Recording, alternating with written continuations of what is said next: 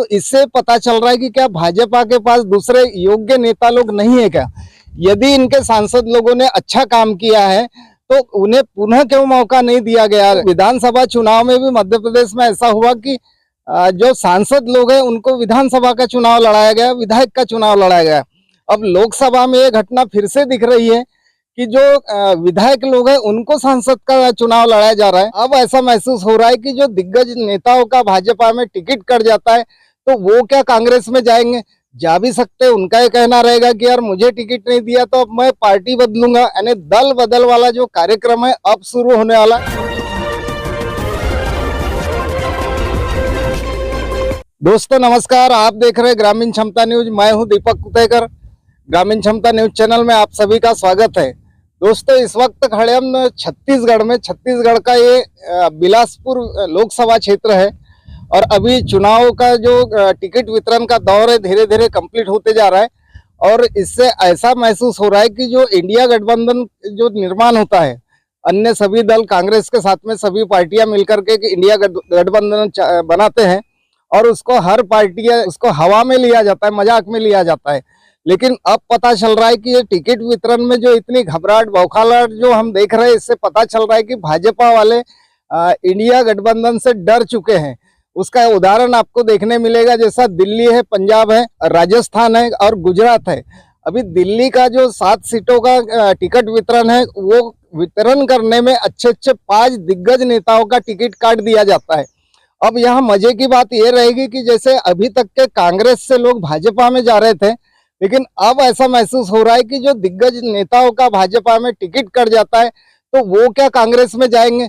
जा भी सकते हैं। उनका ये कहना रहेगा कि यार मुझे टिकट नहीं दिया तो अब मैं पार्टी बदलूंगा, यानी दल बदल वाला जो कार्यक्रम है अब शुरू होने वाला है। अब इनका जो दल बदल कार्यक्रम है देखने में सभी को मजा आएगा। तो वहां की जो बात करेंगे हम, तो अभी बात कर लेते हैं छत्तीसगढ़ में जो खड़े हैं हम। बिलासपुर का टिकट जो है अभी तोखन साहू जी को दिया गया है और वो भी पहले से ही जाने माने नेता है। और मध्य प्रदेश की घटना ऐसी हो गई कि जो पूर्व मुख्यमंत्री थे शिवराज सिंह चौहान, जब ये विधानसभा चुनाव लड़ते हैं वहां विजयी हो जाते हैं, लेकिन उनको पुनः मुख्यमंत्री नहीं बनाया जाता और वहां पर डॉक्टर मोहन यादव को मुख्यमंत्री बनाया जाता है। तो विधानसभा चुनाव में भी मध्य प्रदेश में ऐसा हुआ कि जो सांसद लोग हैं उनको विधानसभा का चुनाव लड़ाया गया, विधायक का चुनाव लड़ाया गया। अब लोकसभा में ये घटना फिर से दिख रही है कि जो विधायक लोग हैं उनको सांसद का चुनाव लड़ाया जा रहा है। तो इससे पता चल रहा है कि क्या भाजपा के पास दूसरे योग्य नेता लोग नहीं है क्या? यदि इनके सांसद लोगों ने अच्छा काम किया है तो उन्हें पुनः क्यों मौका नहीं दिया गया? जो छत्तीसगढ़ की 11 सीट है, यहाँ की लोकसभा सीट 11 होती है, उसमें 7 दिग्गज नेताओं के टिकट काट दिए जाते हैं। बताया जाता है कि उनकी निष्क्रियता के कारण उनको टिकट नहीं दिया गया है। तो इसका मतलब जाहिर है कि जो 10 साल जो बोला गया मोदी जी के कि 10 साल बेमिसाल, तो 10 साल बेमिसाल में ये 5 साल यहाँ के सांसद लोगों ने क्या अच्छा काम नहीं किया? क्या जनता को सेवा अच्छी नहीं दिया है? इसलिए उनका टिकट मोदी जी ने काट दिया है।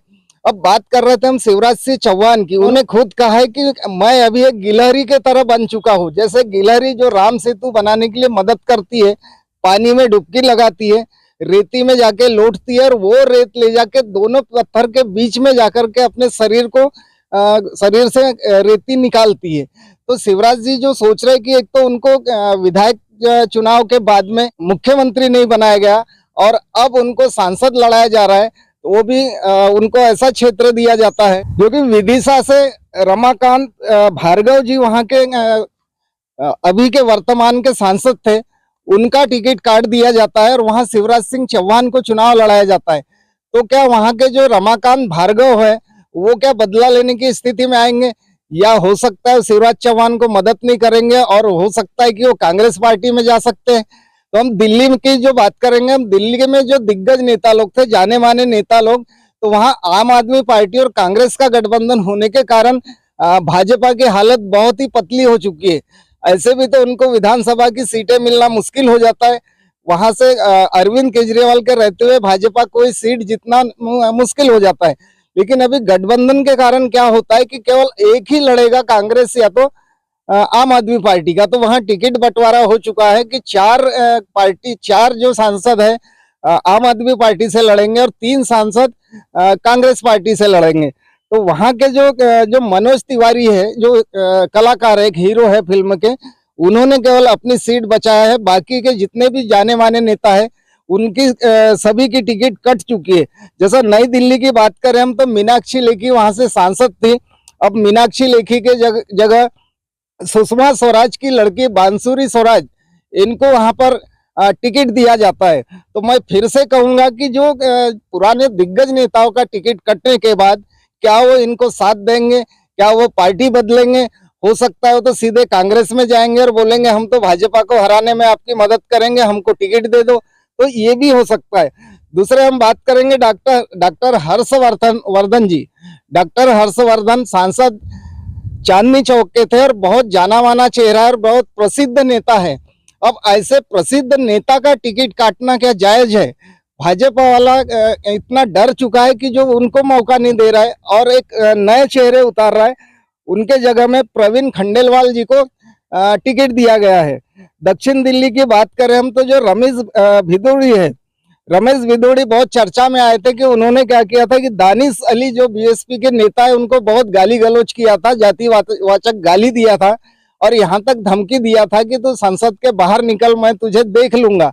तो ये बात तो हो सकती कि इस कारण रमेश भिदोड़ी का टिकट काट दिया गया और वहां रामवीर भिदोड़ी को टिकट दिया जाता है। पश्चिम दिल्ली की बात करें तो जो प्रवेश शर्मा जी है, उनका टिकट कट जाता है। तो प्रवेश शर्मा जी भी क्या इनके साथ बगावत करेंगे? क्योंकि इनकी हालत ये हो चुकी है कि जो गम है सह भी नहीं सकते और कह भी नहीं सकते, ऐसी स्थिति भाजपा के नेताओं की होने जा रही है। प्रवेश शर्मा जी के जगह कमलजीत सरसावत को टिकट दिया जाता है। अब हजारीबाग की बात करें हम, तो जयंत सिन्हा है, उनका भी टिकट कट चुका है और उनके जगह मनीष जायसवाल जी को टिकट दिया जाता है। भोपाल की जो बात है, वहां से साध्वी प्रज्ञा, बहुत ही प्रसिद्ध नेता है, जानी मानी साध्वी, जिनके ऊपर कुछ बहुत से आरोप थे, बहुत से केस थे, लेकिन फिर भी उनको जनता चुनाव जीता देती है।